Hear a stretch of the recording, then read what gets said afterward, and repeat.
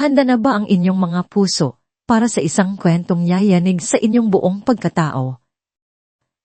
May mga desisyon sa buhay na kasing bigat ng bakal at may mga katotohanan kasing talin ng patalin. Ngayong araw, samahan ninyo akong buksan ng aklat ng isang babaeng inakala niyang hawak na niya ang langit. Ngunit hindi niya alam, ang mga ulap na kanyang tinatapakan ay gawa lamang sa kasinungalingan. Paano kung ang hustisyang matagal mo nang inaasan may kakatok sa paraang hindi mo inaasahan? Halina, ipakinggan natin ang unang kabanata. Malamig ang hangin sa loob ng korte para kay Tala Suliman. Ang lamig ay hindi nagmumula sa aircon, kundi sa lalaking katabi niya, ang asawa niyang si Marco Valderrama. Nakaupo ito ng tuwid. Ang mamahaling suit ay tila baluti na humahadang sa anumang emosyon. Ngunit kilala ni Tala ang bawat kibot ng kanyang panga, ang bawat tigting ng kanyang mga ugat sa leeg. Kalit si Marco, isang galit na aalab sa ilalim ng kalmadong anyo. Idinaop ni Tala ang palag sa kanyang sinapupunan. Sa umbok na naglalaman ng kanilang unang anak, ito na lang ang nagbibigay sa kanya ng init at lakas. Sa gitna ng katahimikan habang hinihintay ang pagbabalik ng hukom, bumulong si Marco. Sapat lang para marinig niya.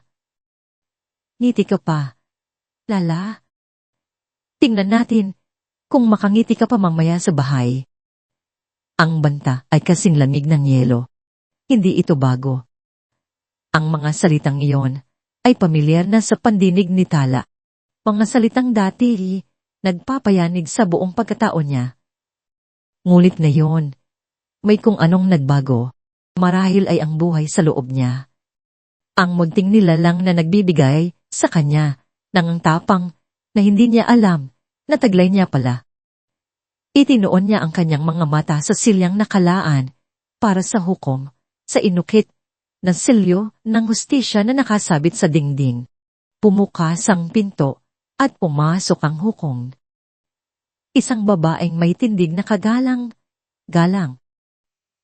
Ang buhok na may mga uban ay nakatalin ng maayos at ang kanyang mga mata ay matalas at puno ng awtoridad para sa lahat. Siya si Hukom Diwa de Leon, pero para kay Tala, siya ang kanyang ina. Ang babaeng nagluwal sa kanya. All rise, anunsyo ng kawani. Tumayo ang lahat. Ramdam ni Tala ang pagbilis ng tibok ng kanyang puso. Ito na ang desisyong magtatakda ng kapalaran ng kasong isinampalaban sa Valderrama Holdings. Nagsalita si Hukom de Leon. Ang boses ay matatag at walang bayad ng emosyon. Inilatag niya ang mga besehan ng kanyang desisyon, mga batas na sumusuporta rito. At sa huli, ibinaba niya ang hatol. Isang desisyong hindi pabor kay Marco. Isang nakabibinging katahimikan ang bumalot sa silid. At sa gitna ng katahimikang iyon, isang tunog ang pumunit sa hangin. Pak! Ang sampal ay napakalakas. Tumama ito sa pisngi ni Tala at ang hapdi ay agad na kumalat kasabay ng ugong sa kanyang tain niya. Napapikit siya sa sakit at gulat. Ang buong korte ay natigilan. Ang mga abogado, ang mga kawani, ang mga nanonood, lahat ay napako sa kanilang kinatatayuan. Ang mga mata ng lalaki sa hindi makapaniwalang tanawin, isang CEO, isang bilyonaryo, isang iginagalang na tao sa lipunan, sinampal ang sarili niyang asawa, sa harap ang hukuman, sa harap ng hustisya. Automatikong napahawak si Tala sa kanyang pisngi. Pagkatapos ay sa kanyang tiyan na parabang poprotektahan ng kanyang anak mula sa karahasang iyon. Nang imulat niya ang kanyang mga mata, hindi ang galit na mukha ni Marco ang nakita niya, kundi ang pagbabago sa anyo ng kanyang ina sa itaas ng kinapatayuan nito. Nawala ang malamig na maskara ng isang hukom. Ang mga matang dati mapanuri ay ngayon aalab sa galit ng isang ina. Ang kamay na humahawak sa maso ay nanginginig. Umagsak ang maso sa lamesa, hindi bilang tanda ng kaayusan, kundi bilang sigaw ng nasirang puso. Parts ng sigaw ni Hukom de Leon ay umalingaw sa buong silid. Hindi ito ang boses ng isang hukom. Ito ang sigaw ng isang inang leon na handang pumatay para sa kanyang anak. Tumayo siya. Ang kanyang buong katawan ay nagpapahayag ng kapangyarihan na mas mataas pa sa batas na kanyang pinaglilingkuran. Arastuhin ng lalaking yan, utos niya. Ang daliri ay nakaturo ng diretsyo kay Marco. Nagmamadaling pumasok ang mga gwardiya. Gulat at pagkalito ang mababasa sa mukha ni Marco na tila ngayon lang napagtanto ang bigat ng kanyang ginawa. Nagpumiglas siya habang sinusubukang pusasan ng mga gwardiya. Hindi niyo ako pwedeng galawin. Alam niyo ba kung sino ako? Sigaw niya, ang boses ay puno ng pagmamataas kahit sa bingit ng kahihiyan. Pero, ang mga mata niya ay nakatuon lamang kay Tala. Mga matang puno ng pagbabanta ng puot na mas malalim pa sa anumang sugat na kayang iwan ng isang sangbal. Habang kinakalagkad siya palabas ng korte, ang kanyang huling mga salita ay tila isang sumpa na iniwan niya para kay Tala. Hindi pa tayo tapos, Tala, hindi pa ito tapos. Naiwan si Tala na nakatayo, nanginginig habang ang mga pinto ng korte ay nagsara.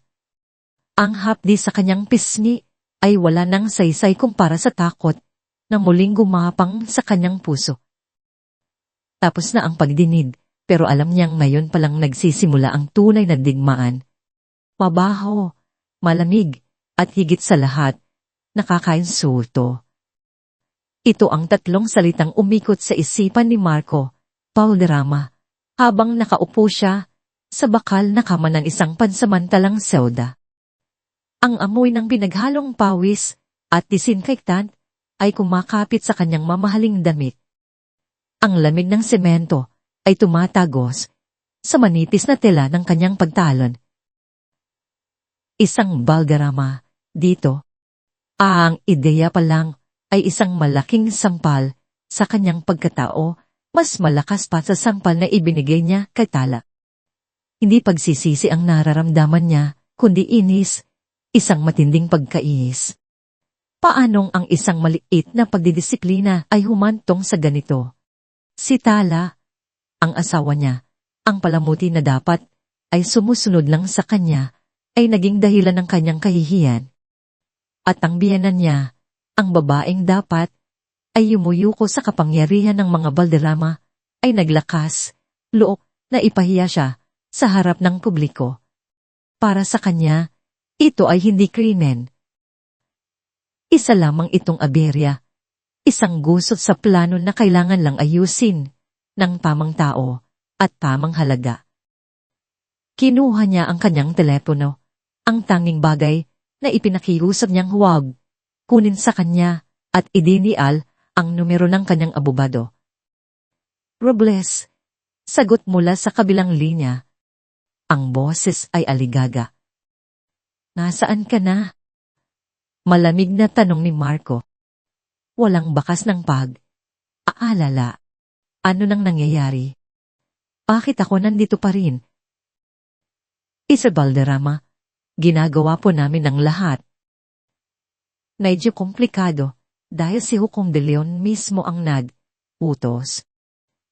Wala akong pakialam kung sino ang utos. Putol ni Marco. Gusto kong makalabas dito. Ngayon na. Payaan mo kung sino ang kailangang bayaran. Mencianes. Natahimik sandali si Attorney Robles. Masusunod, sir, pero kailangan nating paghandaan ng media. This is up for nightmare. Napanisi si Marco. Hayaan mo sila. Mga asong naghahanap lang ng butong kakagatin. Ang importante, ilabas mo ako dito. Habang naghihintay, ipinikit ni Marco ang kanyang mga mata. Isang alaala ang biglang pumasok sa kanyang isip. Noong mga unang buwan nila ni Tala bilang mag-asawa, masaya sila. Sunuran si Tala, laging nakangiti. Isang gabi, nagpaalam itong makikipagkita sa mga dati niyang kaibigan sa kolehiyo. Simple lang. Pero, para kay Marco, hindi. Para saan pa? Anong niya noon habang hinahaplos ang buhok nito? Hindi mo na sila kailangan. Nandito na ako. Ako na ang mundo mo. Hindi ba? Nakita niya ang bahagyang pagkalito sa mga mata ni Tala. Pero sa huli, tumango ito at mumiti. Isang matamis na ngiti na nagsasabing, ama ka, mahal. Ikaw na nga lang. Iyon, ang unang pagkakataon na naramdaman niya ang absolutong kontrol. Ang sarap sa pakiramdam. Ang kapangyarihang hubugi ang mundo ng isang tao, bay mas matindi pa sa kapangyarihang magpatakbo ng isang korporasyon. Doon niya naintindihan, si Tala ay hindi lang niya asawa. Si Tala ay pari niya. Sir, laya na po kayo. Nagmulat siya ng mata. Ang boses ng isang pulis ang gumising sa kanya. Tumayo si Marco. Inayos ang gusot sa kanyang danit at lumakad palabas na tila siya ang may-ari ng presinto. Walang bakas ng kahihiyan. Anging pagmamataas lamang. Ngulit paglabas niya ng pinto, isang bagyo ang sumalubong sa kanya. Isang bagyo ng mga kumukislap na ilaw ng kamera, mga mikroponong isinusubo sa kanyang mukha, at mga tanong na sabay ibinabar. Valderrama, totoo po bang sinaktan niyo ang inyong asawa? Anong masasabi niyo sa paratang na domestic abuse? CEO, nananakit ng buntis. Hindi siya umimik. Nagpatuloy lang siya sa paglakad. Ang mga mata ay diretsyo. Ang mukha ay isang blankong padel. Ang kanyang mga security ay gumawa ng daan para sa kanya hanggang sa makapasok siya sa kanyang luxury car. Nang sumarado ang pinto, doon lang nawala ang maskara. Ang katahimikan sa loob ng sasakyan ay mas nakabibingi kaysa sa ingay sa labas. Kinuha niya ang kanyang bagong telepono at binuksan ang isang news site. Ang kanyang mukha, ang mukha ni Tala, at ang headline na sumisigaw, halimaw sa korte, bilyonaryong CEO, sinaktan ng buntis na asawa. Halimaw, isang salita. Ngunit para kay Marco, ito ay isang deklarasyon ng Jara. Naramdaman niya ang akyat ng init mula sa kanyang dibdib patungo sa kanyang ulo. Sa isang iglap, ibinato niya ang napakamahal na telepono sa bintanang bulletproof. Nagtapira, piraso ito tulad ng kanyang kontrol na unting nawawasak. Huminga siya ng malalim. Kailangan niyang bawiin ang kontrol. Kailangan niyang ipaalala sa lahat, lalo na kay Tala, kung sino ang may hawak ng kapangyarihan. Kinuha niya ang telepono ng kanyang driver. Naghanap ng numero sa lumang contacts at idinial niyon. Ilang ring lang ay may sumagot. Hello. Ang boses ni Tala. Nanginginig. Hindi siya sumigaw. Hindi siya nagbanta. Ginamit niya ang kanyang pinakakalmado, pinakamalamig na boses. Ang boses na ginagamit niya bago siya manira ng buhay. Nasa labas na ako. Usap tayo. May kakaibang katahimikan sa loob ng bahay. Hindi ito ang nakabibinging katahimikan ng mansyon kung saan bawat galaw ni Tala ay tila minamanmanan, kundi isang katahimikang payapa. Isang sack house na inayos ng korte para sa kanya. Simple lang ang mga gamit. Malayo sa karangyan na kanyang kinasanayan. Ngunit sa unang pagkakataon, sa loob ng maraming taon, nakahinga si Tala ng maluwag.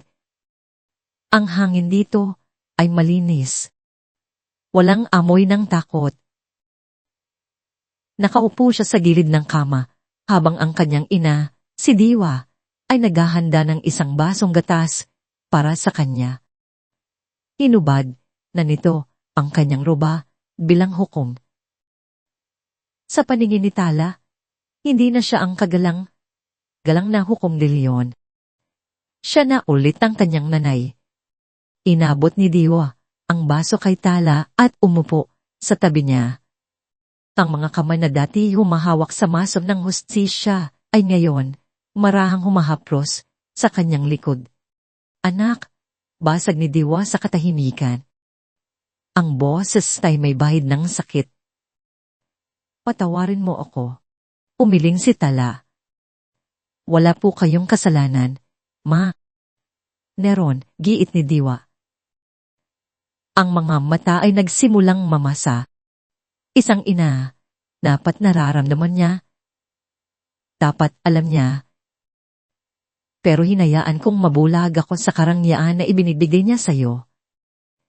Sa imahe ng isang perpetong pamilya, hindi ko nakita ang mga pasa sa likod ng iyong mga ngiti. Doon na bumigay si Tala. Ang mga luhang kanina pa niya pinitigilan ay sunod na pumatak. Yumakap siya ng mahigpit sa kanyang ina. Ang katawang kanina pagod ay ngayon nanginginig sa pag-iyak. Sanay po kasi akong magtago, ma. Itinuro niya sa akin kung paano maging perpekto sa harap ng iba kahit durog na sa loob. Hinagod ni Diwa ang bumok ng anak. Hindi na ngayon, Tala. Hindi ka na mag-isa. Hindi ka na muling magtatago. Nang kumalma na siya, umiwalay si Tala sa yakap at idinapo ang dalawang palad sa kanyang malaking tiyan. Ang munting buhay sa loob niya ay biglang gumalaw na tila sumasang, ayon sa sinabi ng lola nito. Napangiti si Tala sa kabila ng mga luha. Huminga siya ng malalim at bumulong sa kanyang sinapupunan. Anak ko, pasensya ka na kung sa ganitong gulo ka mamumulat. Pero ipinapangako ko sa'yo, sabi niya. Ang boses ay naninginig, ngunit buo, gagawa si nanay ng isang mundong ligtas para sa'yo. Isang mundong hindi mo kailangang matakot. Pangako yan. Ang pangakong yun ay tila isang sumpa na nagbigay sa kanya ng panibagong lakas. Ang pagiging ina ay isang baluting mas matibay pa sa anumang bakal. Ngunit ang kapayapaan ay sadyang mailap. Biglang tumunog ang kanyang telepono sa ibabaw ng mesa. Isang matinis at dayuhang tunog sa tahimik na silid. Tiningnan niya ang screen. Unknown number. Nagkatinginan sila ng kanyang ina. Isang kaba ang biglang gumapang sa dibdib ni Tala. Alam niya, kahit hindi nakarehistro ang numero, kilala niya kung kanino ito. Nanginginig niyang sinagot ang tawag. Telo. Nasa labas na ako. Uusap tayo. Ang boses ni Marco. Walang galit, walang sigaw, malamig, kontrolado. At iyon, ang mas nakakatakot sa lahat. Para itong boses ang isang ahas, bago ito, tumuklaw. Nanlamig ang buong katawan ni Tala. Ang init na bulot ng yakap ng kanyang ina ay biglang nawala. Napalitan ng pamilya na ginaw ng takot. Wala tayong dapat pag-usapan, sabi niya. Pilit na pinatatatag ang boses. Neron, Tala. Marami, sagot ni Marco. Tungkol sa pamilya natin, tungkol sa anak natin. Huwag mong isipin na dahil lang sa ginawa ng nanay mo, Tapos na ang lahat. Tandaan mo, asawa pa rin kita, at aari kita. Binaba niya ng telepono. Nabitawan niya ito, na tila isang nagbabagang uling. Napasandal siya sa pader, humihingal na parang tinakbo ang isang malayong distansya. Ang kalayaang naramdaman niya kanina ay biglang naging isang ilusyon. Maaaring nakalabas siya sa pisikal na kulungan. Ngunit ang mga rehas na bakal sa kanyang isipan ay muling ibinagsak ni Marco sa isang tawag lang. Anak, anong sabi niya? Aalalang tanong ni Diwa. Hindi makasagot si Tala. Tumakbo siya papasok sa banyo at naghilamos. Tumingin siya sa salamin at ang nakita niya ay ang dati niyang sarili, isang babaeng takot, isang babaeng basag. Nakita niya ang pamumula sa kanyang pisngi. Isang paalala ng nangyari kanina. Ang sabi ni Marco, hindi pa sila tapos. At naniwala siya dahil hindi kailanman nagbago si Marco. Hindi ito magbabago. At sa kaalamang iyon, isang bagong damdamin ang pumalit sa takot. Isang maliit na baga ng galit. Galit hindi para kay Marco, kundi para sa sarili niya. Bakit niya hinayaang umabot sa ganito? Pinunasan niya ang kanyang mga luha. Pagkatapos, pinunasan niya ang kanyang mukha ng may diin. Tinitigan niya ang kanyang refleksyon sa salamin. Ang mga matang dati puno ng ibigay ngayon, unting napupuno ng determinasyon. Hindi na, bulong niya sa sarili. Apos na. Itinaas niya ang kanyang kamao. Hindi na siya ang talang sunuran. Hindi na siya ang talang mananahimik na lang. Para sa kanyang anak, para sa kanyang sarili, lalaban siya. Sa kanyang pagbabalik sa kwarto, isang tunog mula sa kanyang laptop ang umagaw sa kanyang atensyon. Isang notifikasyon, may bagong email. Umupo siya at binuksan ito. Galing sa isang email address na puro letra at numero lang. Isang anonymous na nagpadala. At ang subject line ay nagpatigil sa kanyang paghinga. May alam ako na makakatulong sa iyo. Ang boardroom ng Valderrama Holdings ay ang kaharian ni Marco. Dito ang kanyang salita ang batas. Dito, ang bawat desisyon ay kinakalkula, malamig at walang puwang para sa emosyon. At niyon, ang pinakamalaking desisyon na kanyang gagawin ay walang kinalaman sa stocks o mergers, kundi sa pagsira sa pangalan ng sarili niyang asawa. Sa harap niya ay nakaupo ang kanyang 13, isang grupo ng mga taong bihasa sa paghabi ng katotohanan at kasinungalingan, hanggang sa hindi na makita ang pagkakaiba. Pinamumunuan sila ni Miss Velasco, isang babaeng may matalas na tingin at mas matalas na pag-iisip.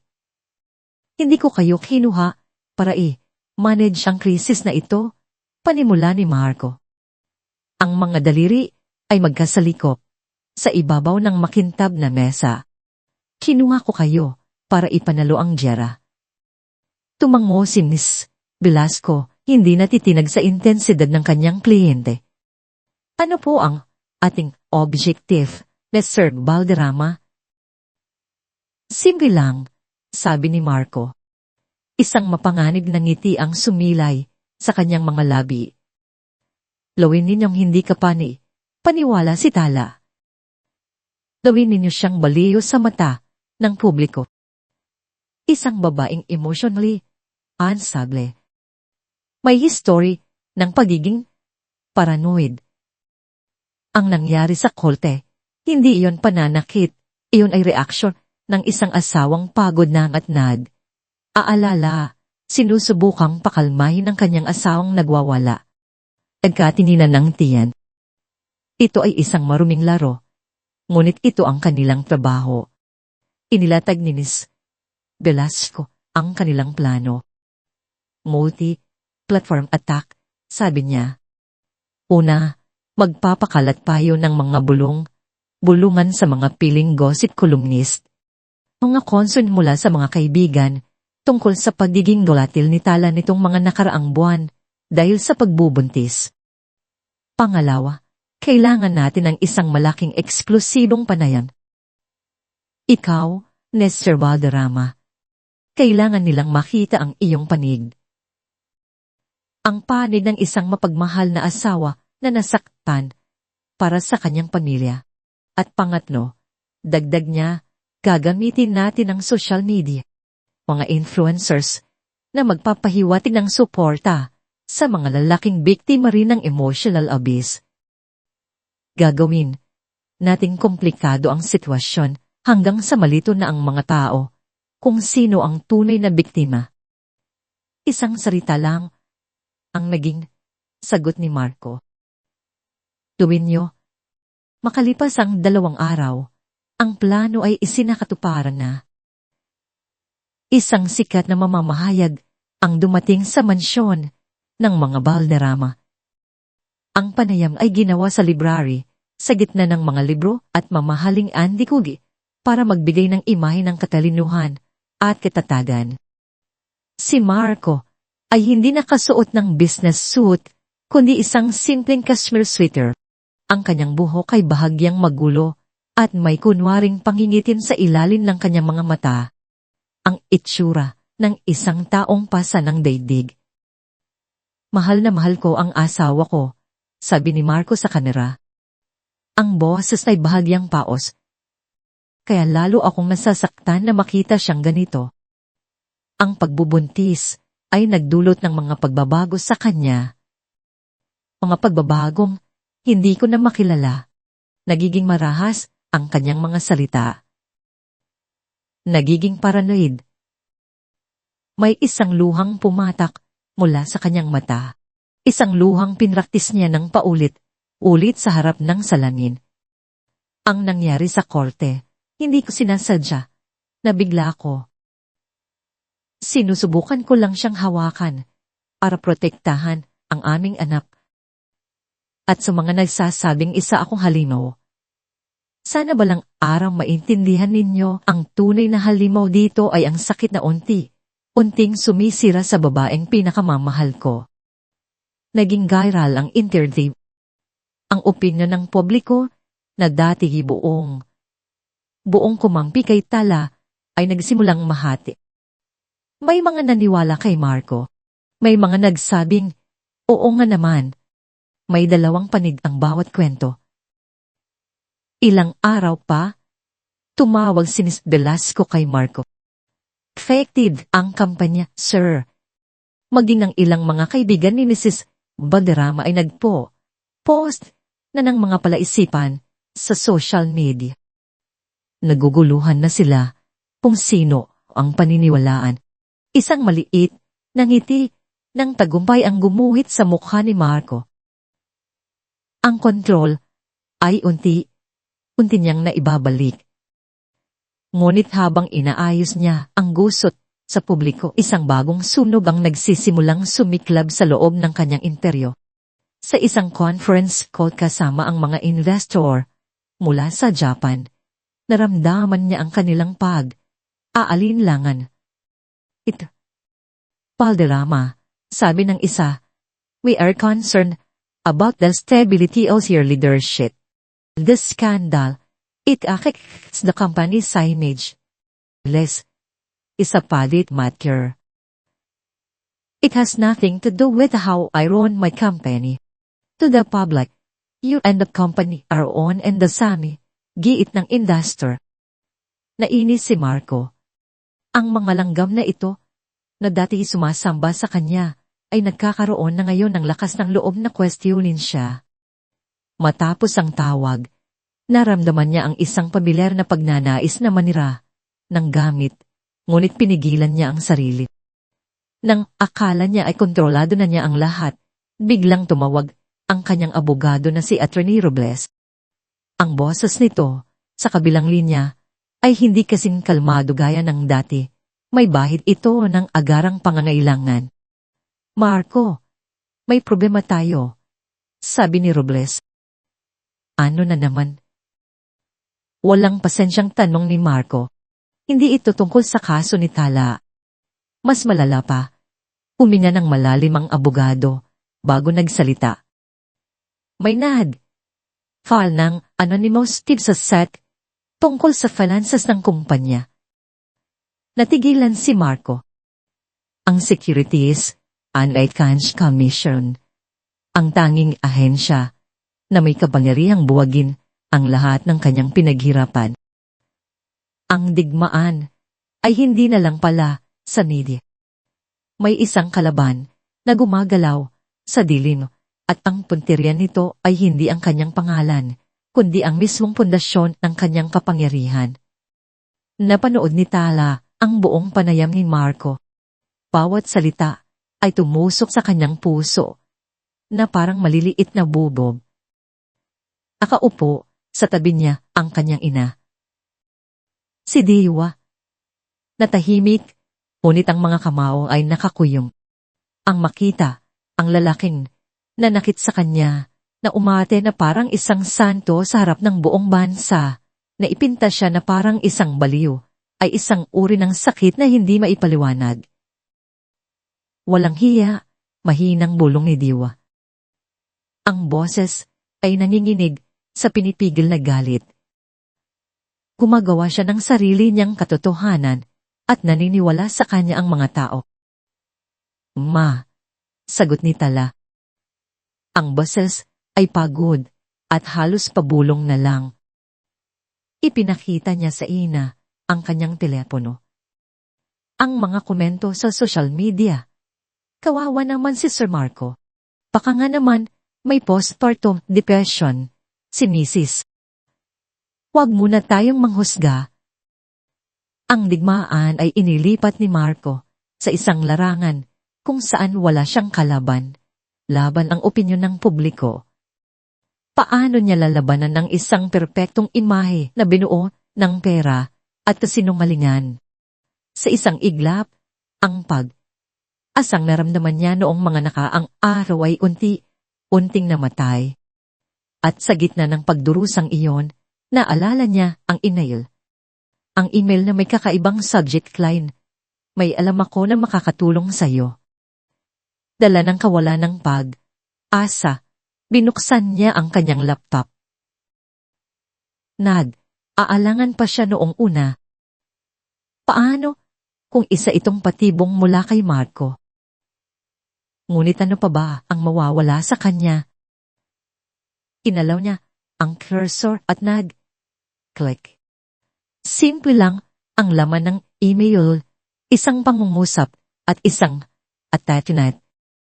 Pakinggan mo ito, simula pa lang yan.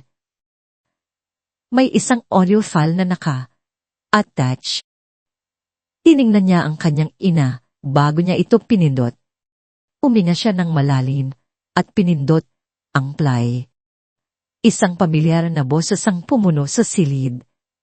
Ang boses ni Marco, pero iba ang tono. Hindi ito ang malumanay at aalalang boses na ginamit niya sa interview. Ito ay malanig, mayabang, at puno ng kalkulasyon. Progress, siguraduhin mong kalat na kalat ang kwentong emosyonally unstable si Tala. Gamitin mo yung insidente noong nakaraang taon kung saan panic attack siya. Palabasin mong senyales, yun ang mas malalang problema. The public will eat it. Facts. People love a damsel in distress, but they also love a tragic, crazy woman. Sumunod ang boses ng kanyang abogado. Understood ni Sir Valderrama. Will make her testimony look reliable. Natigilan si Tala. Ang kanyang pinakapribadong sandali ng kahinaan, ang panic attack na naranasan niya dahil mismo sa pressure na bigay ni Marco, ay ngayon gagamiting sandata laban sa kanya. Pinatay niya ang recording. Ang katahimikan sa silid ay mas mabigat kaysa sa anumang sigaw. Ang demonyo, sabi ni Dio. Ang mga salita ay tila isinuka. Ngayon, ang galit niya ay hindi na lang galit ng isang ina, kundi galit ng isang taong buong buhay na ipinaglaban ng hustisya at ngayon ay nasasaksihan ang pinakamarumi nitong pagyurak. Para kay Tala, ang recording ay isang sampal ng katotohanan. Ngunit kasabay nito, isa rin itong balsamo. Hindi siya baliw. Ang kanyang mga takot ay totoo. Ang kanyang mga hinala ay may basehan. Nagdesisyon siya. Pubuksan niya ulit ang email at sasagot. Nagtipa siya ng isang maikling mensahe. Ang mga daliri ay bahagyang naninginig. Sino ka? Bakit mo ako tinutulungan? Ipinadala niya ito. Walang inaasahang sagot. Habang naghihintay, isang alaala ang bumalik sa kanyang isipan. Mga 1 taon na ang nakalipas. May isang batang assistant si Marco, si Leo. Matalino, masipag, at labis ang katapatan kay Marco. Isang araw, nagkamali si Leo sa schedule ng isang minor na meeting. Walang malaking epekto. Ngunit sa harap ng ibang mga empleyado, ipinahiya siya ni Marco. Incompetent, sigaw ni Marco noon. Hindi ko kailangan ng mga taong inutil sa kumpanya ko. You're fired. Nakita ni Tala ang pagkadurog sa mga mata ni Leo, abang inaayos ito ang mga gamit sa kanyang mesa. Walang nagawa si Tala, kundi ang humingi ng paumanhin, ng palihin. Iyon ang isa sa mga unang beses na nakita niya ang malang pusong kalupitan ng kanyang asawa. Ning. Isang tunog mula sa laptop ang nagpabalik sa kanya sa kasalukuyan. May sagot na. Agad niya itong binuksan. Huwag mong alamin kung sino ako. Isipin mo na lang na pareho tayong biktima. Pareho silang biktima. Ang mga salitang iyon ay tumatak sa isipan ni Tala. Hindi siya iisa sa laban na ito. May isang taong nasa dilim na kasama niyang lumalaban. Isang inaasahang kakampi. Habang pinoproseso niya ang lahat, isang doorbell ang pumutol sa kanilang pag-iisip. Nagkatinginan sila ni Diwa, parehong kinakabahan. Walang sinuman ang nakakaalam ng address na ito. Mainat na sumilip si Diwa sa bintana. Isang delivery man, may nagpadala po para kay Miss Tala Soliman, sabi ng lalaki nang buksan ni Diwa ang pinto. Isang maliit na padad envelope ang iniabot nito. Walang pangalan ang nagpadala. Pumasok si Diwa sa loob at iniabot ito kay Tala. Nanginginig ang mga kamay ni Tala habang binubuksan ng sobre. Walang sulat sa loob. Walang kahit anong papel. Isang bagay lang ang laman nito. Isang maliit at itim na flash drive. Hawak ni Tala ang maliit na USB na parang isang bombang sasabog panumang oras. Malamig ito sa kanyang palag, ngunit ang pakiramdam ay nagdudulot ng init ng kaba sa kanyang buong katawan. Ano ang laman nito? Isa na namang audio recording. O baka isang dokumento. Anak, ingat ka, babala ni Diwa. Ang boses ay puno ng pag-aalala. Maaaring patibong yan. Alam ko po, sagot ni Tala, ngunit ang kanyang mga mata ay hindi maalis sa flash drive. Pero sa puntong ito, pakiramdam ko wala na akong ibang pagpipilian. Pinapalabas niya akong baliw. Kailangan ko ng isang bagay na hindi nila pwedeng baluktutin. Naglakad siya patungo sa laptop. Bawat hakbang ay tila isang malaking desisyon. Ang bawat tibok ng kanyang puso ay isang tanong. Ito ba ang tutulong sa kanya? O ito ang tuluyang magbabaon sa kanya? Isinaksak niya ang pasi sa port. Uminga siya ng malalim at ang kanyang daliri ay over sa ibabaw ng mousepad. Isang folder lang ang lumitaw sa screen. Walang pangalan. Nag-double-click siya. Isang radio file. Pinindot niya ang play. Ang unang lumabas sa screen ay ang pamilyar na itsura ng kanilang home office sa mansyon. Ang anggulo ay mula sa isang sulok sa itaas ng isang bookshelf na tila mula sa isang nakatagong kamera. Ang kalidad ay malinaw. Masyadong malinaw. Maya, pumasok si Marco sa front. Hindi siya iisa. May kasama siyang babae, si Amelia, ang bagong Chief Financial Officer ng Valderrama Holdings. Ang babaeng ipinakilala sa kanya ni Marco bilang pinakamagaling na mahahanap niya. Sa video, nagbubuhos si Marco ng alak sa 2 kopita. Ang kanyang kilos ay relaxed, kambate. Ang kilos ang isang haring nasa loob ng kanyang palasyo.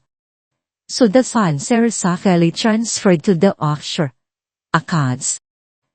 Tanong ni Marco. Yes, Marco. Sagot ni Amelia. Ang kanyang boses ay malambing.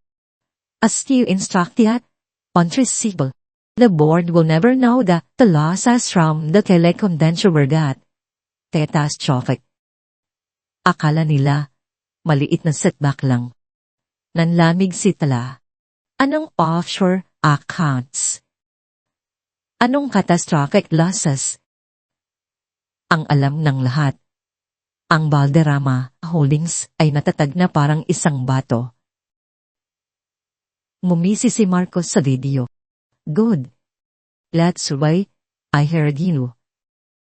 You're not just beautiful, you're brilliant. Lumapit siya kay Amelia at hinalikan nito. Isang halik na hindi para sa isang kasamahan sa trabaho. Papasinghap si Tala. Hindi lang pandaraya sa negosyo, kundi pati sa kanilang pagsasama. Ang sakit ay biglang sumalakay sa kanya, matalas at mabilis. Ngunit bago pa man niya maramdaman ng lubusan ang sakit ng pagkakanulo, isang pangungusap mula kay Marco ang nagpatigas sa bawat himay-himay ng kanyang kalamnan. How's Tala? Tanong ni Amelia na tila wala lang. Over, sabi ni Marco, na may halong pagkainis sa boses. She's playing her part perfectly. The error, supportive, other, annoying, worthy. As long as she has her charities and shopping allowance, she's happy. Siya ang aking gintong hawla. Maganda, mamahalin, pero nakakulong sa palad ko. Intong hawla. Ang mga salitang iyon ay umalingaw-ngaw sa isipan ni Tala. Iyon pala ang dingin sa kanya ni Marco. Isang alagang hayop. Isang palamuti. Isang bagay na aari niya. Ang sakit na naramdaman niya kanina ay biglang napalitan ng isang nagnangalit na apoy. Ang lahat ng ibig na natitira sa kanya para kay Marco ay biglang naging abo. Pero hindi pa tapos ang video. Pumasok si Tala sa front. Ang Tala sa video ay nakangiti. May dalang isang siray ng kape. Pahal. Nagtimpla ako ng kape para sa'yo at kay Miss Amelia. Sabi nito, ang boses ay malambing at walang kamalay-malay. Nang makalabas si Tala sa kwarto, tumawa si Amelia. She really has an idea, does she? Umiling si Marco. She only knows what I want her to know. At ganyan ang gusto ko. A beautiful, controllable with that, still secret to up our man's success, my dear. Control. Pinatay ni Tala ang video. Hindi na siya makahinga. Ang silid ay biglang naging napakaliit. Ito na. Ito ang lahat. Ang kasinungalingan, ang pandaraya, ang pagtataksil, ang kanyang buong buhay may asawa ay isang malaking teatro at siya ang iisang actress na hindi alam na umaarte lang pala ang lahat. Tumingin siya sa kanyang ina. Nakita niya ang luwang dumadaloy sa mga pisngi ni Diwa. Ngunit ang mga mata nito ay hindi nagpapakita ng awa, kundi ng nagbabagang galit para sa hustisya. Kinuha ni Tala ang kanyang telepono. Hinanap niya ang numero ng kanyang abogado, si Attorney Salcedo. Nang sagutin nito ang tawag, ang boses ni Tala ay hindi na nanginginig. Ito ay kalmado, mapanganib, ang boses ng isang babaeng wala nang ikakatakot, dahil nawala na sa kanya ang lahat. Attorney, sabi niya, ang bawat salita ay may bigat. Tala, anong nangyari? Napanood ko ang interview. Kalimutan mo ang interview. Putol ni Tala. May bago tayong alas. Huminga siya ng malalim. Sa tingin ko, hawak ko na ang lahat. Sa kabilang bahagi ng lungsod, abala si Marco sa pagpaplano ng kanyang susunod na hakbang sa media. Ngunit ang kanyang pagiging kampante ay biglang naputol nang dumating ang isang kawani ng kote at dala ang isang bagong subwena. Hindi ito mula sa korte ng pamilya. Hindi ito tungkol sa domestic abuse. Ito ay mula sa SEC at sa Anti-Money Laundering Council. Nanginginig niyang binuksan ng dokumento. Ang mga kaso, large-scale financial fraud, economic sabotage, at money laundering. Tiningnan niya ang pangalan ng pangunahing naglereklamo, ang nagsilbing whistleblower na nagbigay ng ebidensya. Isang pangalan lang ang nakasulat, Tala Suliman. Para kay Marco Valderrama, ang subwena ay hindi lang isang tiraso ng papel. Ito ay isang bomba na sumabog sa pinakapuso ng kanyang imperyo. Ang mga kaso ng domestic abuse ay isa lamang gasgas sa kanyang reputasyon, isang bagay na kaya niyang paglaruan sa media. Ngunit ang financial fraud, economic sabotage, ito ay isang attack sa mismong pundasyon ng kanyang kapangyarihan. Ang unang senyales, ang pagguho ay dumating sa anyon ng stock market. Kinaumagahan, bago pa man tumilaok ang mga manok, ang balita tungkol sa investigasyon ng SEC ay kumalat na parang apoy sa tuyong damungan. Nang magbukas ang Philippine Stock Exchange, ang Valderrama Holdings, na dati isa sa pinakamatatag na blue chip stocks ay bumulusok. Pula. Ang buong screen sa kanyang opisina ay kulay pula. Ang kulay ng dugo. Ang kulay ng pagkalugi. Seo.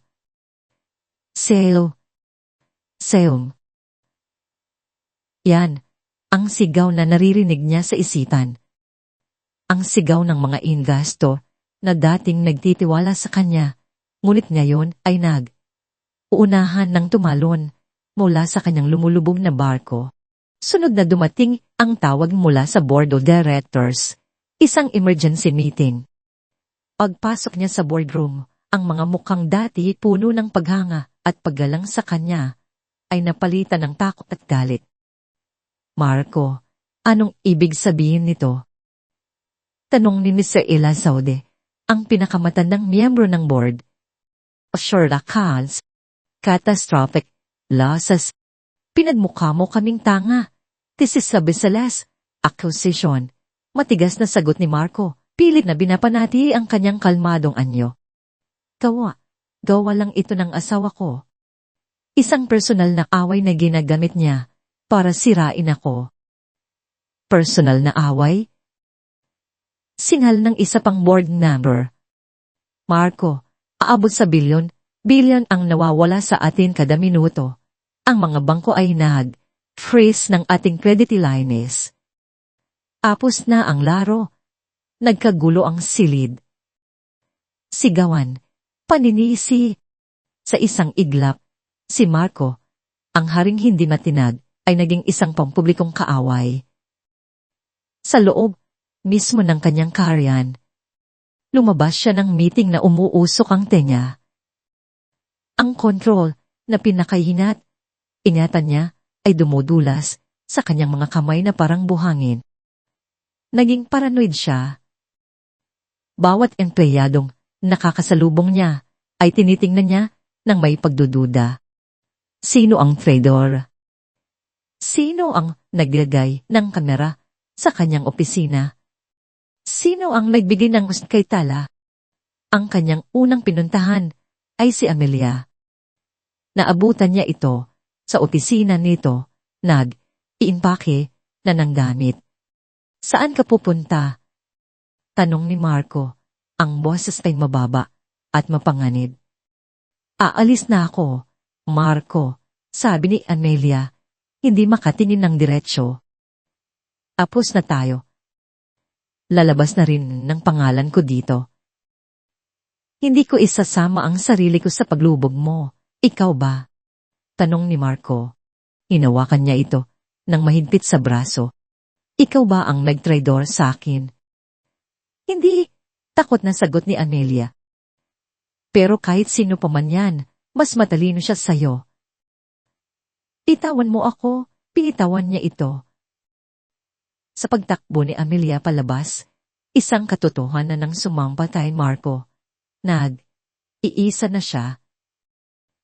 Ang mga taong dati nakikinabang sa kanyang kapangyarihan ay siya, na ngayong unang iiwan. Sa desperasyon, sinubukan niyang gawin ng huling bagay na alam niyang epektibo, pera. Tinawagan niya ang kanyang private banker sa Switzerland. I need you to transfer everything to the Cayman Islands account. Pay everything. No. Ilang sandali ng katahimikan sa kabilang linya bago sumagot ang banker. I'm sorry, Mr. Valderrama. We can. We received a court order from your government. All your international assets, they were frozen. Frozen. Iyon na. Ang huling pinto ay nagsara. Wala nang matatakbuhan. Wala nang matataguan. Isang galit na hindi niya pa naramdaman kailanman ang bumalot sa kanya. Isang galit na walang direksyon, walang lohika. Kinuha niya ang susi ng kanyang sports car at nagmaneho ng walang patutunguhan. Ang kanyang isipan ay blanko maliban sa isang pangalan. Tala. Siya ang may kasalanan ng lahat ng ito. Ang babaeng dapat ay nasa ilalim ng kanyang kontrol, ang kanyang gintong hawla. Paanong ang isang ibon sa hawla ay natutong lumipad at sirain ang may-ari nito? Hindi niya namalayan kung saan siya dinala ng kanyang mga pao ng kanyang galit, ngunit nang huminto ang sasakyan, nasa harap na siya ng isang simpleng bahay sa isang subdivision. Ang house. Bumaba siya ng sasakyan. Wala siyang pakialam kung may makakita sa kanya. Wala siyang pakialam sa restraining order. Lumapit siya sa gate at sumigaw. Ang kanyang boses ay basag sa galit at desperasyon. Tala, lumabas ta diyan. Tala! Sumigaw siya ng paulit-ulit. Ang kanyang mga kamao ay kumakatok ng malakas sa bakal na gate. Para siyang isang hayop na nasugatan, nagwawala, naghahanap ng kahit anong bagay na pwedeng saktan at isama sa kanyang pagbagsak. Magbabayad ka rito. Tala, nilidinig mo ba ako? Sisirain ko ang buhay mo. Sa loob ng bahay, narinig ni Tala ang bawat sigaw. Niyakap niya ang kanyang tiyan, nanginginig, hindi na sa takot, kundi sa pagkaawa, sa lalaking dati niyang minal. Habang sa isang tahimik na coffee shop sa kabilang bahagi ng syudad, isang babae ang palihim na nakikipag-usap sa telepono. Si Amelia. At ang kausap niya ay si Attorney Salcedo, ang abogado ni Tala. Yes, attorney. Sabi niya.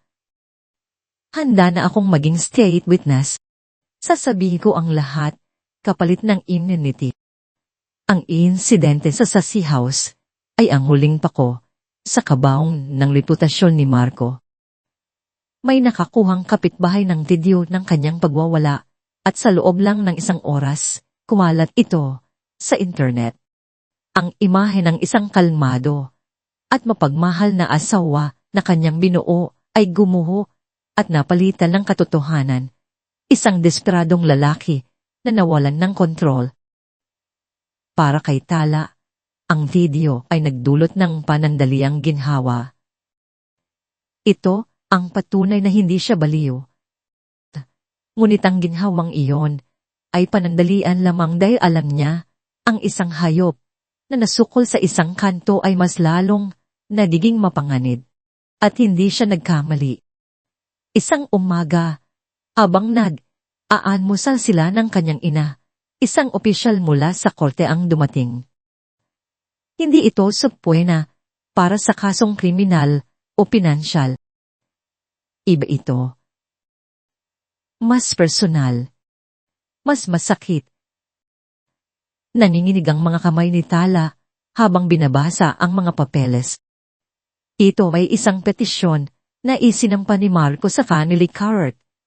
Hinihiling niya ang sole custody ng kanilang hindi pa naisisilang na anak. Nabitawan ni Tala ang mga papel.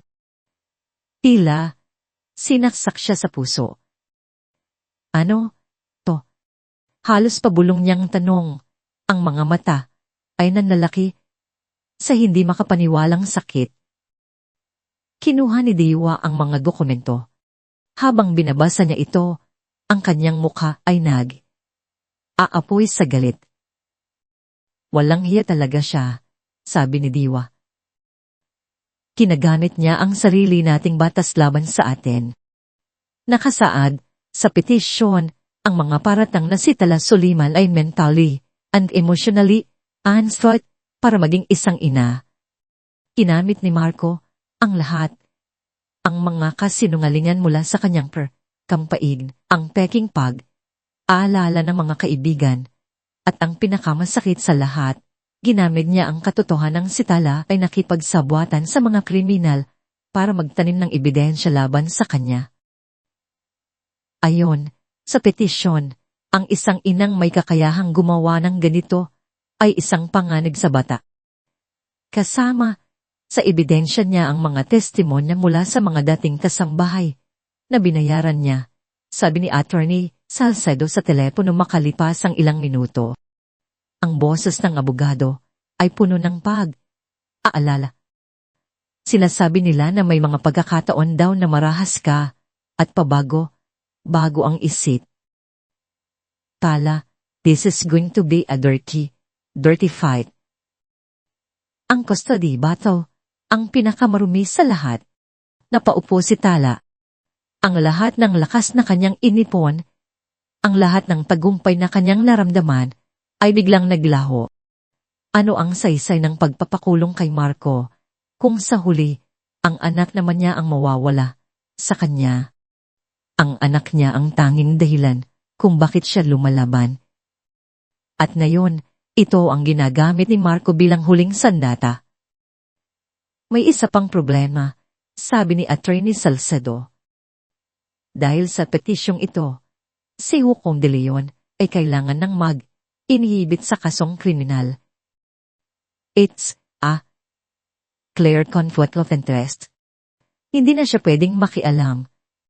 Ang balitang iyon ay tila isang sumtok sa sikmura ni Tala. Ang kanyang ina, ang kanyang kakampi, ang kanyang protector. Yayon, kailangan nitong umatras.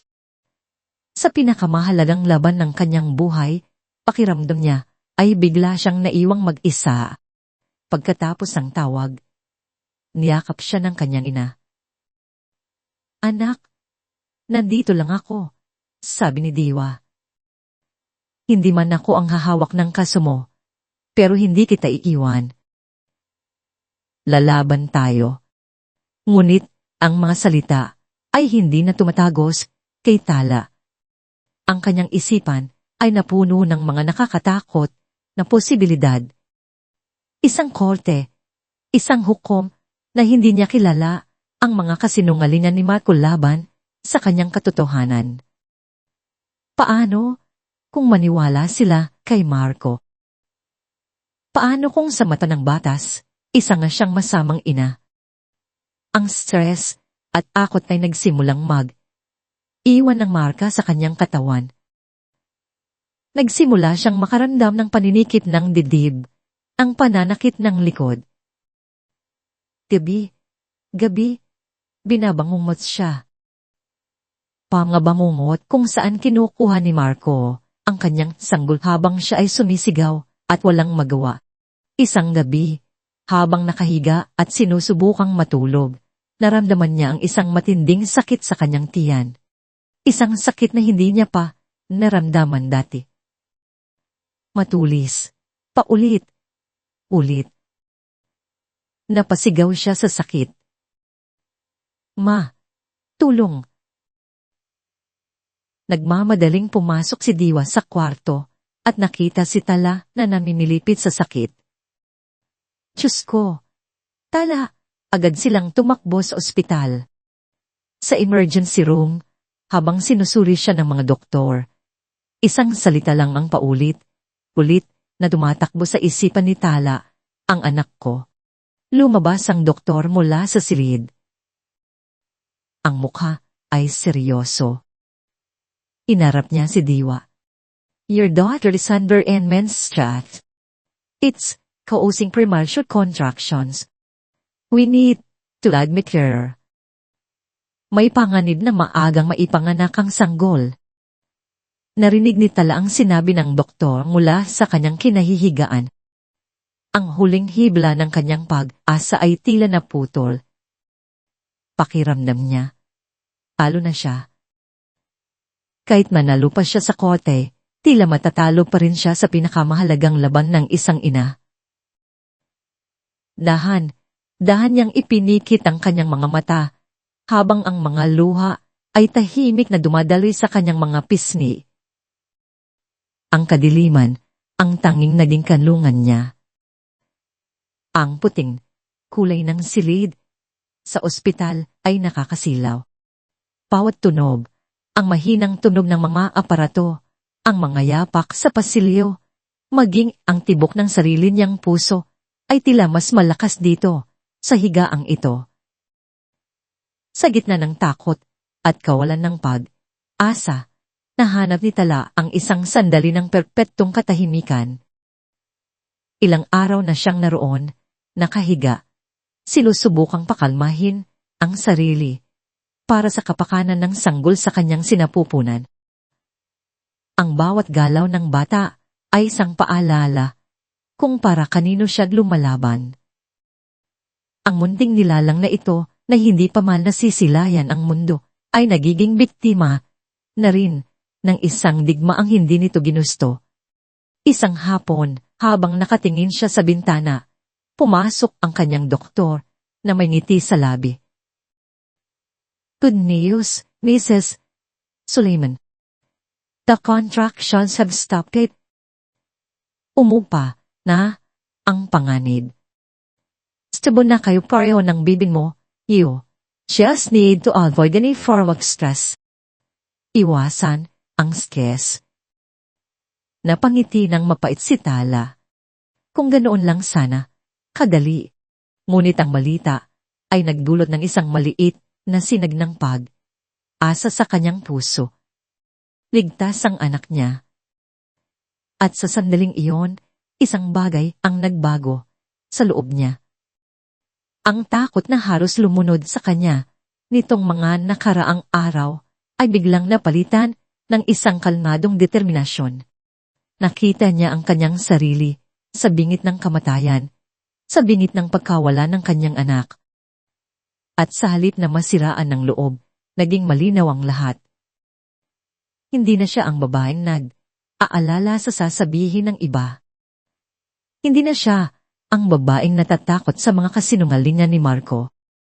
Ang tanging mahalaga ay ang buhay sa loob niya. At poprotektahan niya ito, anuman ang mangyari. Kinuha niya ang kanyang telepono. Nanginginig pa rin ang kanyang mga kamay, ngunit hindi na dahil sa takot, dahil na ito sa bigat ng desisyong kanyang gagawin. Idinial niya ang numero ni Attorney Salcedo.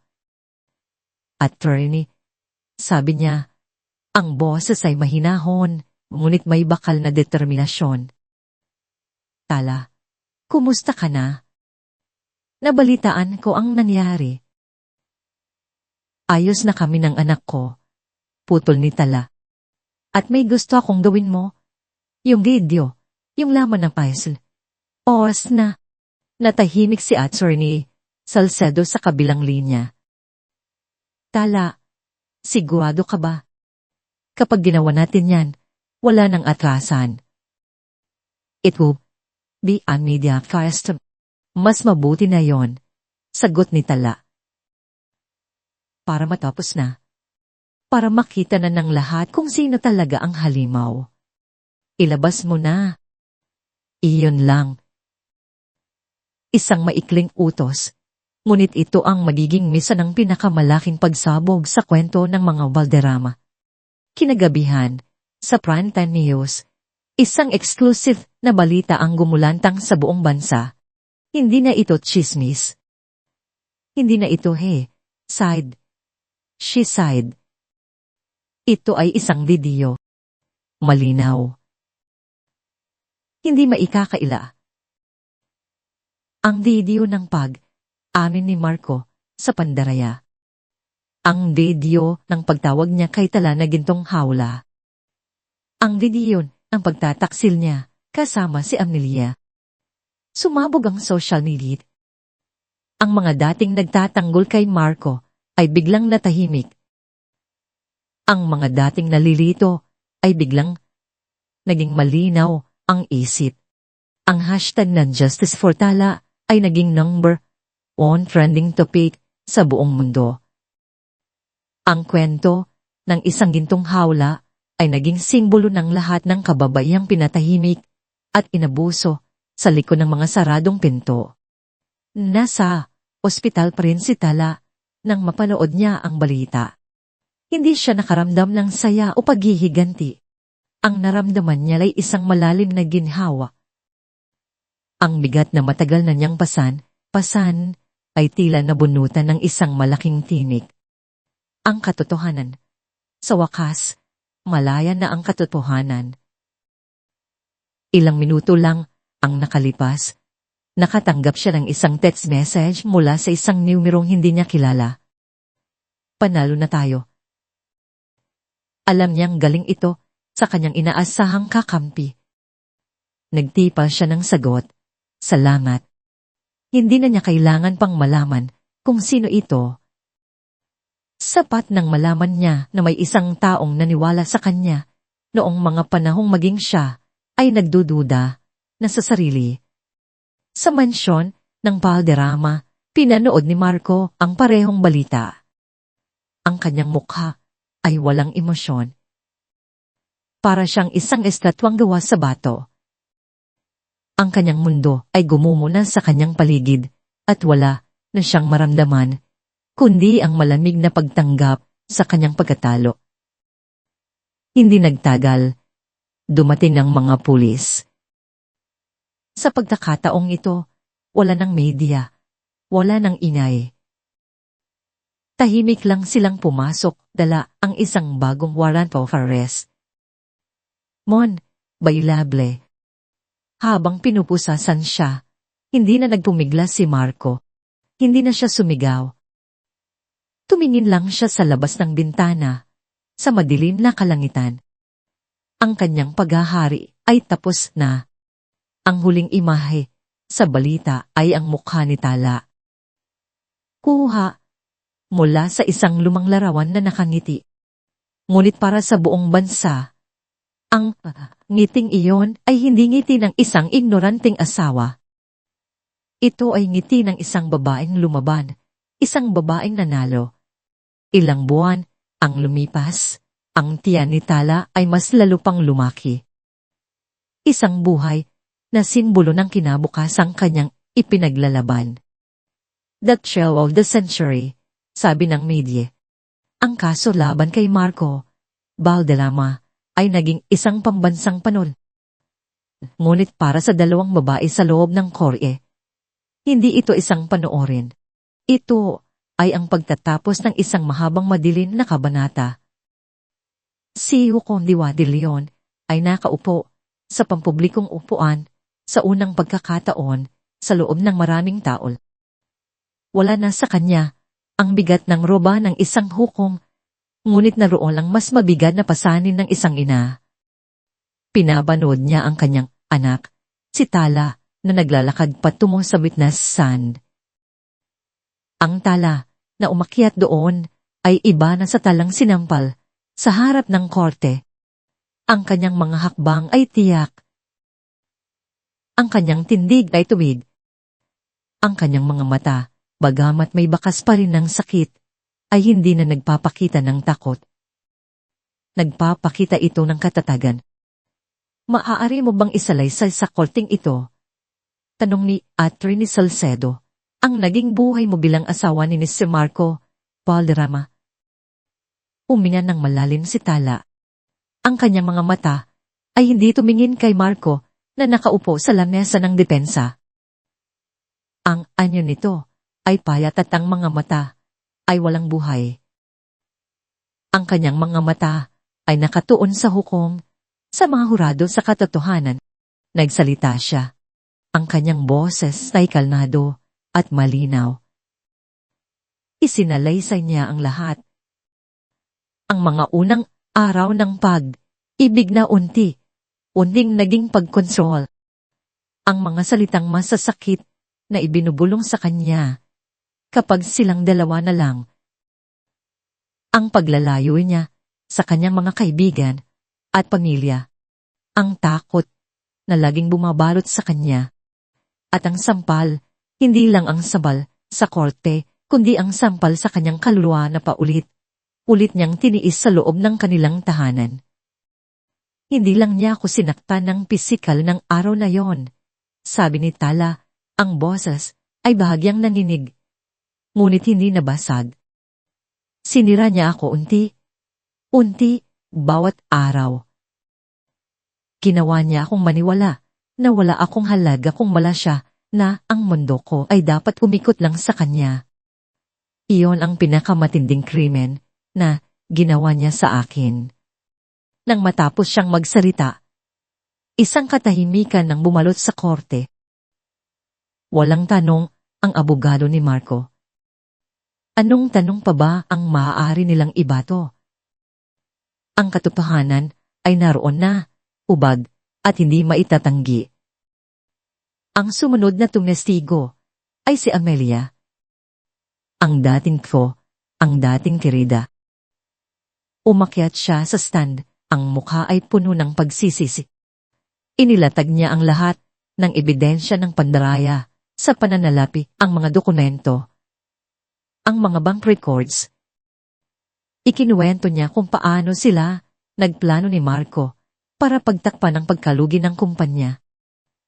Bawat salita niya ay isang pako na lalong nagbaon kay Marco sa hukay na siya mismo ang gumawa. Si Marco ay hindi na tumingin. Nakayuko lang siya. Ang dating hari na ngayon ay isang bilanggo na lamang na naghihintay ng kanyang sentensya. Lumipas pa ang ilang araw ng paglilitis. Ngunit sa isipan ng lahat, tapos na ang laban. Tumating ang araw ng hatol. Puno ang korte. Nasa labas ang mga taong may dalang mga karatula, Wibilin Tala, at ang domestic abuse. Si Tala ay naging isang boses para sa mga walang boses. Tumayo ang hukom. Sa kaso ng People of the Philippines versus Marco Valderrama. Bumilis ang tibok ng puso ni Diwa. Hinawakan niya ang kamay ni Tala sa ilalim ng lamesa. Desperate finds the actress, Marco Valderrama, Chelsea Beyond Reasonable Doubt. Isang malakas na hiyawan ang umalingaw-ngaw sa labas ng korte. Sa loob, ang mga tao ay napaluha. Ngunit si Tala ay hindi umiyak. Tumingin siya sa kanyang ina at sa mga mata nito. Nakita niya ang hustisya. Ang hustisyang matagal niyang inasam. Guilty sa kasong physical injuries. Guilty sa kasong paglabag sa anti-violence against women and their children act. Guilty sa kasong financial fraud. Guilty sa kasong economic sabotage. Ang sentensya, reclusion perpetua, habang buhay na pagkabilanggo. Habang inilalabas si Marco ng mga gwardya, sa huling pagkakataon, nagtama ang kanilang mga mata. Sa mga mata ni Marco, wala nang galit, wala nang pagbabanta. Tanging isang blangkong kawalan. Ang isang taong mayroon ng lahat ay ngayon, wala nang natira. Paglabas nila ng korte, sinalubong sila ng mga mamamahayag. Ngunit hindi na sila nagtago. Inarap ni Tala ang mga kamera, hindi bilang isang biktima, kundi bilang isang survivor. Para po sa lahat ng nakakaranas ng aking pinagdaanan, sabi niya, ang boses ay matatat, huwag po kayong matakot. May asa po. May hustisya. Nang gabing iyon, sa tahimik na bahay, magkayakap ang ina. Tapos na ang digmaan. Makalipas ang ilang linggo. Sa isang malamig na umaga ng Nobyembre, dinala si Tala sa delivery room. Matapos ang ilang oras ng paghihirap, isang malakas na yak ng sanggol ng pumuno sa silid. Isang malusog na batang babae. Ano ang ipapangalan mo sa kanya? Tanong ni Diwa. Ang mga mata ay puno ng luha ng kaligayahan. Tiningnan ni Tala ang kanyang munting anghel. Ang mukhang payapa at walang bahid ng anumang sakit sa mundo. Diwa, bulong ni Tala. Ipapangalan ko siyang Diwa. Siya at ikaw ang nagbigay sa akin ng bagong diwa ng bagong buhay. 1 taon. 1 taon na ang lumipas mula nang ibaba ang hatol kay Marco. Sa loob ng 1 taon, maraming nagbago. Ang pangalan ni Marco, Valderrama, ay unti nang nalimutan, naging isang babala na lang sa mga kwento ng kapangyarihan at pagbagsak. Ngunit ang pangalan ni Tala, Suleiman, ay naging isang simbolo. Ang sikat ng araw sa hardin ay mainit at banayad. Nakaupo si Tala sa isang picnic blanket habang ang kanyang 1 taong gulang na anak, si Diwa, ay masayang naglalaro sa damungan, sinusubukang abudin ng isang paro. Ang tawa ng bata ay musika sa pandinig ni Tala. Ang pinakamagandang tunog sa buong mundo. Wala nang bakas ng takot sa kanyang mga mata. Aning kapayapaan na lamang ang kapayapaang pinaghirapan niyang makangit. Mukhang may mamanahin ang batang ito sa pagiging makulit mo, sabi ng kanyang ina na naupo sa tabi niya, may dalang isang pitsel ng malamig na Gilles. Sana nga po, ma, nakaniting sagot ni Tala. Sana makuha niya ang katatagan niyo at ang kakulitan ko. Ang diborsyo nila ni Marco ay natapos na. Isang malaking bahagi ng kanilang mga arian ang napunta kay Tala bilang danyos, perwisyos. Ngunit sa halip na gamitin ito para sa karangyaan, nagpasya siyang bigyan ito ng mas malalim na kahulugan. Kinahapunan, nasa harap na sila ng isang bagong gusali. Isang bahay na ginawang kanlungan, pininturahan ng kulay na nagbibigay pag-asa. Sa harap nito ay may isang malaking arko na may nakaukit na mga salita, sinag, as a center. Isang kanlungan para sa mga babae at batang biktima ng karahasan. Ito ang araw ng inaugurasyon. Maraming tao ang dumalo, mga taga-suporta, mga opisyal ng gobyerno. Hawak ni Tala si munting diwa sa kanyang mga braso, habang papalapit siya sa mikropono para magbigay ng kanyang talumpati. Magandang hapon po sa inyong lahat. Panimula niya. Ang kanyang boses ay kalmado at puno ng kumpiyansa. Marami po sa inyo ang nakakakilala sa akin dahil sa aking kwento. Isang kwentong puno ng sakit, takot, at kadiliman. Ngunit hindi po ako nakatayo dito sa harap ninyo ngayon para alalahanin ang dilin. Nandito po ako para magdiwang ng liwanag. Itinuon niya ang kanyang mga mata sa mga mukha sa karamihan. Ang lugar na ito ay itinayo mula sa aking mga luha. Ngunit ito ay pinatatag ng aking pag-asa. Ang bawat pader dito ay simbolo na hindi tayo nag-iisa. Ang bawat bukas na bintana ay isang paalala na laging may pagsikat ng araw pagkatapos ng pinakamadilim na gabi. Hindi ako isang biktima. Pagpapatuloy niya, ang kanyang boses ay mas lumakas. Isa akong survivor. At ang bawat babaeng papasok sa tintong ito ay hindi biktima. Sila ay mga survivor na nagsisimula palang muling lumaban. Dito sa Sinag-asa, bibigyan na din sila ng mga sandata, legal na tulong, psychological counseling at isang komunidad na hindi sila uhusgahan. Dito, ang mga dating gintong hawla ay magiging mga malayang agila. Pinakpakan siya ng mga tao. Pagkatapos ng seremonya, habang kinakausap niya ang mga bisita, isang babae ang lumapit sa kanya. Bata pa ito. Ang mga mata ay namumugto at may pasa sa gilid ng lal. Miss Tala, nanginginig na sabi ng babae. Ako po, si Ana. Pwede po ba akong humingi ng tulong? Tiningnan ni Tala ang babae. Sa mga mata nito, nakita niya ang kanyang sarili, ang dating Tala na takot at basag. Hinawakan ni Tala ang kamay nito ng mahigpit. Hindi mo na kailangang mag-isa, Ana. Nandito kami. Nandito ako.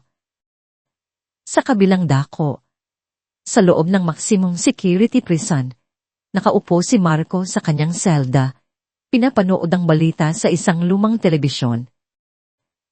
Nakita niya ang inaugurasyon. Nakita niya si Tala. Nakita niya ang isang batang babae na kamukha nito, ang kanyang anak. Walang emosyon sa kanyang mukha. Isang blangkong tingin lang. Ang dating hari ay isa na lamang, anino. Isang multo sa sarili niyang nakaraan. Umuwi si Tala, isang lalaki ang tahimik na lumapit sa kanya. Pamilyar ang kanyang mukha. Si Leo, ang dating assistant ni Marco. Ang Tala, magalang na sabi nito.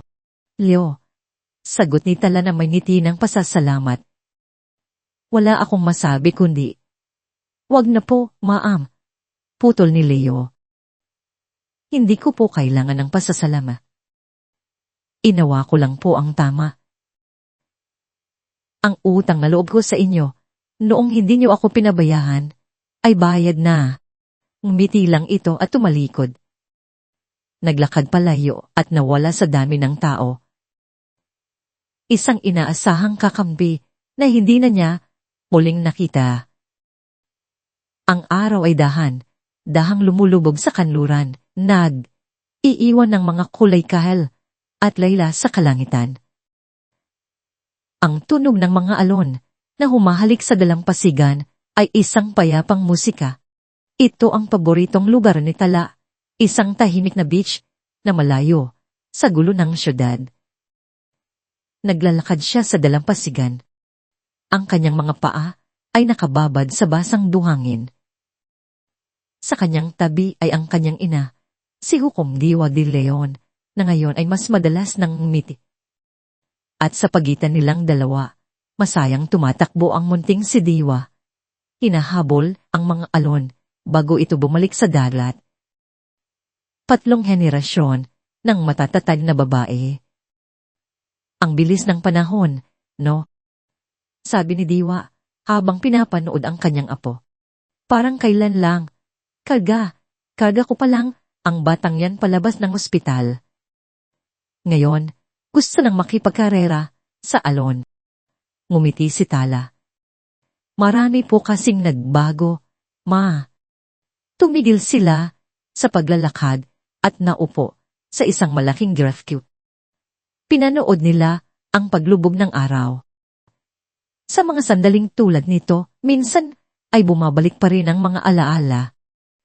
Ang mga anino ng nakaraan.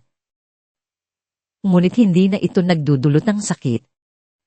Ang mga sugat ay nagsilom na, nag-iwan ng mga pilat na nagsisilbing paalala ng kanyang katatagan. Hindi na siya tumingin sa nakaraan ng may pait o galit. Sa halip, initingnan niya ito ng may pasasalamat. Pasasalamat sa mga aral. Pasasalamat sa lakas na ibinigay nito sa kanya. Kung hindi dahil sa dilim, hindi niya sana nakita kung gaano siya kaliwanag.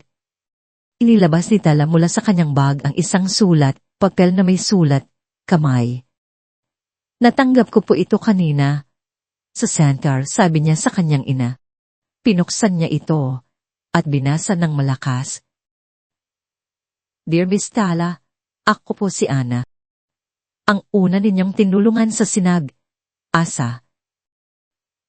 Nais ko lang pong magpasalamat. Dahil po sa inyo, nakalaya na po ako. Nakakuha po ako ng restraining order at nagsisimula na pong muli kasama ang aking anak. Pati akala ko po at tapusan na ng mundo, pero ipinakita niyo po sa akin na mayroon pa palang bagong simula. Kayo po ang tala na naging gabay ko sa dilim. Isang luha ng ligaya ang pumatak mula sa mata ni Tala. Ang kanyang sakit ay nagkaroon ng layunin. Ang kanyang kwento ay naging tulay para sa iba. Ang hustisya na kanyang nakuha ay hindi lang para sa kanya, kundi para sa lahat ng mga anang malang boses. Lumapit sa kanila ang munting si Diwa. May dalang isang maliit na kable. Inabot niya ito kay Tala. Mama, sabi ng bata. Ang salita ay simple, ngunit puno ng pagmamahal. Kinuha ni Tala ang kabibe at niyakap ang kanyang anak. Inalikan niya ito sa noo. I love you, anak ko. Huminga siya ng malalim, nilalasap ang sariwang hangin mula sa dagat. Ang hangin ng kalayaan. Ang kwento niya ay hindi nagtapos sa paghahanap ng isang bagong pag-ibig. Hindi pa siya handa para doon. Marahil balang araw. Ngunit sa ngayon, ang pagmamahal na kanyang natagpuan ay higit pa sa sapat. Ang pagmamahal ng kanyang ina, ang pagmamahal ng kanyang anak, at ang pinakamahalaga sa lahat, ang pagmamahal para sa kanyang sarili. Tumingin siya sa papalubog na araw, sa huling sinag nito na tila nangangako ng isang mas magandang umaga. Hindi na siya ang babaeng nakakulong sa isang gintong hawla. Siya na ngayon, ang Tala. Isang talang malaya. Isang talang nagniningning sa sarili nitong liwanag. At sa kanyang pagngiti, isang ngiting totoo, payapa, at puno ng pag-asa. Alam niyang ito ay hindi isang pagtatapos. Ito ay isang bagong simula. At dito po, nagtatapos ang ating kwento. Ang kwentong ito ay nagpapaalala sa atin na ang tunay na lakas ay hindi nasusukat sa katahimikan o pagtitiis, kundi sa tapang na tumayo at bawiin ang sarili mong boses. Ipinapakita nito na ang hustisya ay hindi laging madali, Ngunit ito ay posible. At higit sa lahat, ang pinakamalaking tagumpay ay hindi ang paghihiganti, kundi ang paghilom ng sarili at paggamit ng sariling sakit upang maging liwanag para sa iba. Maraming salamat po sa inyong pagsama sa paglalakbay ni Tala. Sana po ay may napulot kayong aral at inspirasyon sa kanyang kwento. Ano pong masasabi ninyo sa kwento natin ngayon? At anong uri naman ng kwento ang gusto ninyong mapakinggan sa susunod? I-comment nyo lang po sa ibaba at aming babasahin ang lahat ng yan. Hindi dito nagtatapos ang ating paglalakbay. Marami pa pong kwentong kasing ganda at mas puno ng aral dito sa aming channel. Kung nagustuhan nyo ang kwentong ito, i-like, i-share sa pamilya at mga kaibigan at mag-subscribe na rin para lagi kayong updated sa mga susunod pa naming kwento. I-click nyo ang notification bell para kayo ang unang makarinig kapag may bago kaming upload. Pagpalain po kayo ng Panginoon, kayo at ang inyong buong pamilya. Hanggang sa muli.